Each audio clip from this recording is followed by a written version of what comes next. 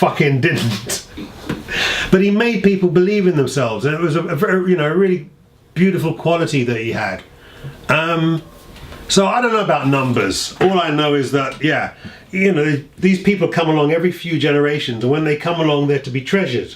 Because in the 21st century, I don't see any Joe Strummers. I don't see any new Johnny Rottens. I don't see any of these kind of people. I don't even see any Chuck D. Well, Chuck's still alive, so respect Chuck.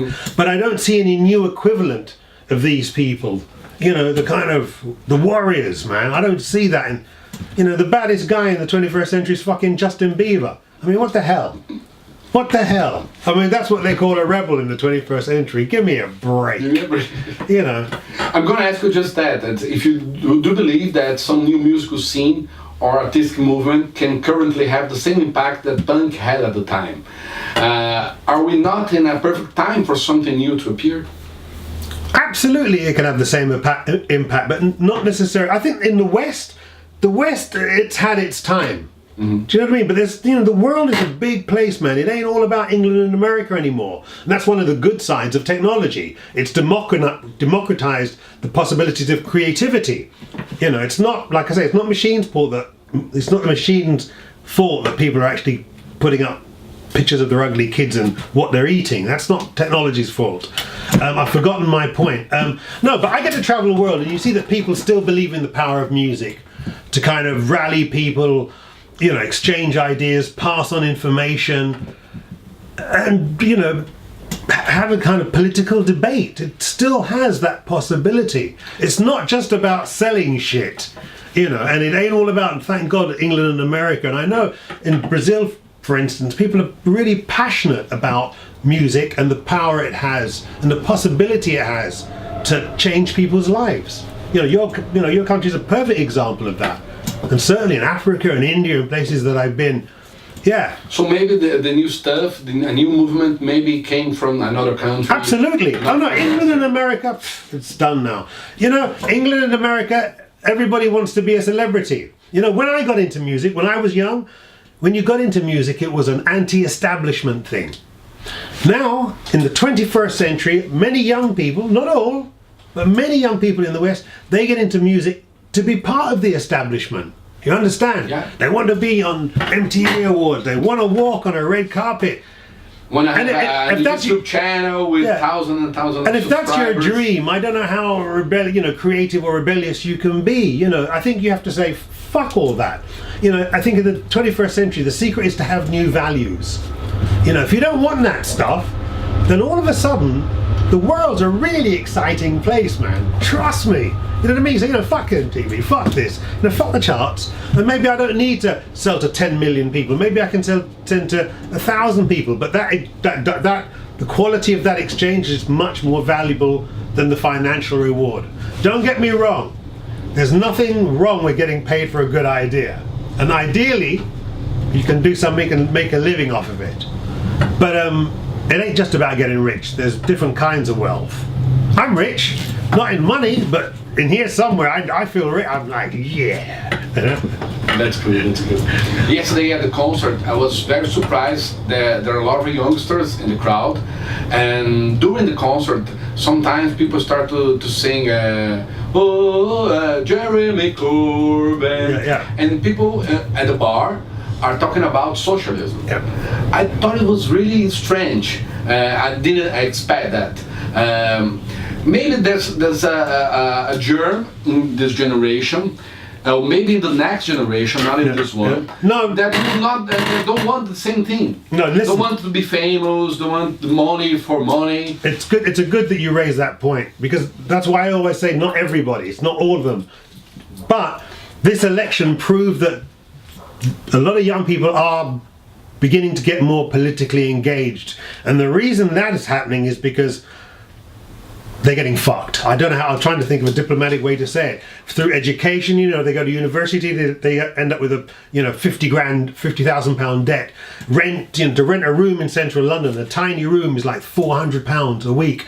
How are these people going to have a life and be creative if all their energy goes into just surviving? So if they've been forced to become politicized.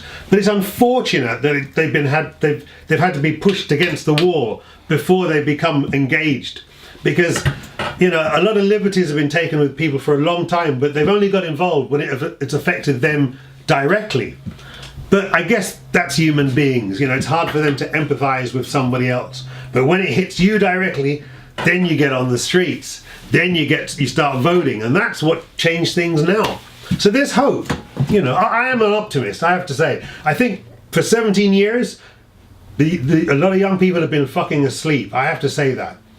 The 21st century, it doesn't seem very creative to me. There's a lot of this thing of nostalgia and looking back, because if you look back, it's much safer and easier than trying to go forward. That takes a bit of spirit. Sure. So, but like I say, I get to travel when I'm optimistic. I've just come back from Brazil. There's people there loving music, and yeah. Don, I was surprised by the story of the Skinhead documentary. Mm-hmm. Seeing at the first, the movement for me always maybe it was violent and racist, and so. How do you think that became so radicalized and violent after all? Media, easy. It's just the media. Simply this: when a movement is happening, the media don't get involved unless they can demonize it. There's an expression, folk devil. They create these folk devils, and they always publicize the negative sides. So skinheads, young boys, yes, they like to fight, and some of them did start fighting black people because they were being competing with jobs and. Well, what happened is the right-wing politicians started to kind of, try to make their mind. Exactly, yeah, and that's what the media starts to focus on. All of a sudden, it's all about, these two kids are beating up one black man, and all of a sudden that idea of what skinhead is about gets spread across the whole of the country.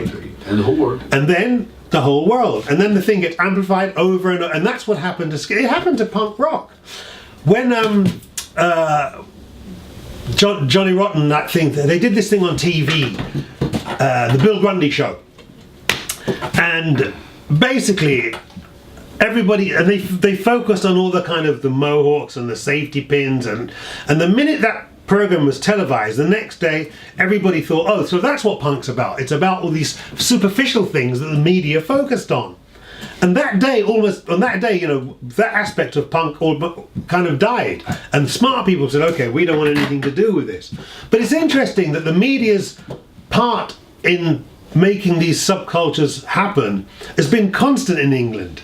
Because every time they start to focus on it, the young people say, okay, we don't want anything to do with that. We want to reclaim this and make it ours again. And that's why in England you had Teddy Boys, you had skinheads, you had mods, you had punk, you had two-tone, it was this thing of the young constantly trying to reclaim what they thought was theirs. In the 21st century, it's all disappeared.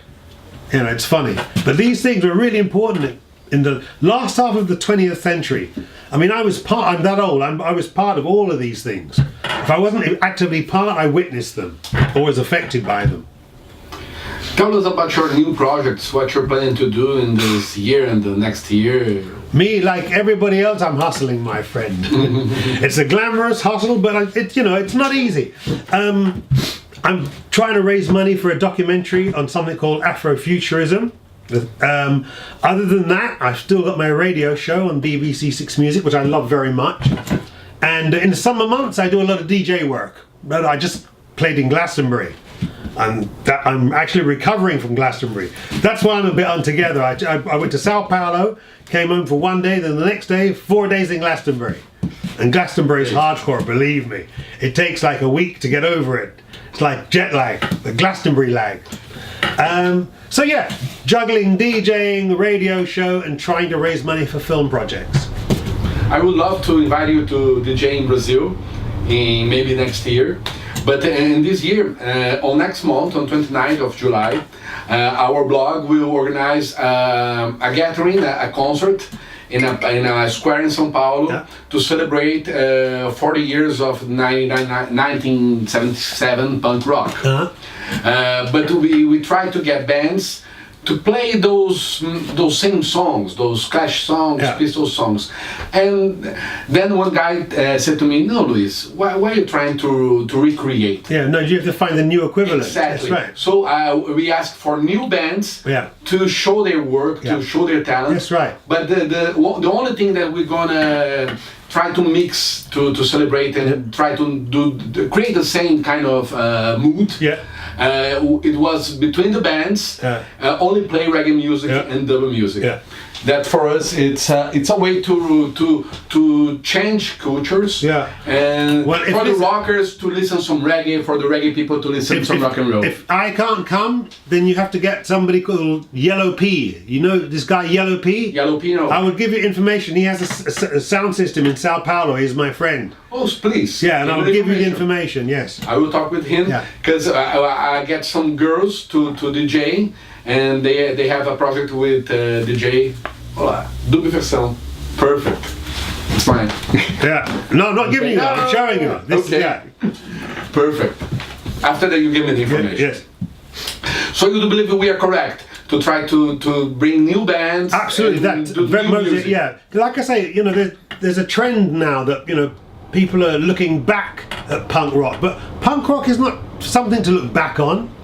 It's something to look forward to. Exactly. You know, all you need is a good idea, and if you're brave, it's your birthright. We have to believe in do it yourself. Absolutely. So you know, these things. We don't have any sponsor, anything else. We just gathering money through the internet to get the bands. We're gonna put a truck with a stage over the truck. On the square, and the bands will play from 3 o'clock to 9 p.m. The whole evening for free for everybody. It will be a really nice party for everybody. So Dom, that's all the questions that I have for you now. Thank you. I just want to ask you to send a message for us in Brazil to the people that watching our site. Oh man, messages of a postman. I'm not a postman. I'm going to say what I just told you. Just remember, punk rock is not something to look back on. It's something to look forward to. You know, and if you're brave and if you've got a good idea, you can be part of this thing that didn't begin and end in 1977. It has a lineage, it has a heritage, it has a tradition. That's what I realized back then, and that's what made me who I am today. So it works, believe me. Many thanks, Letts. Perfect. Yeah.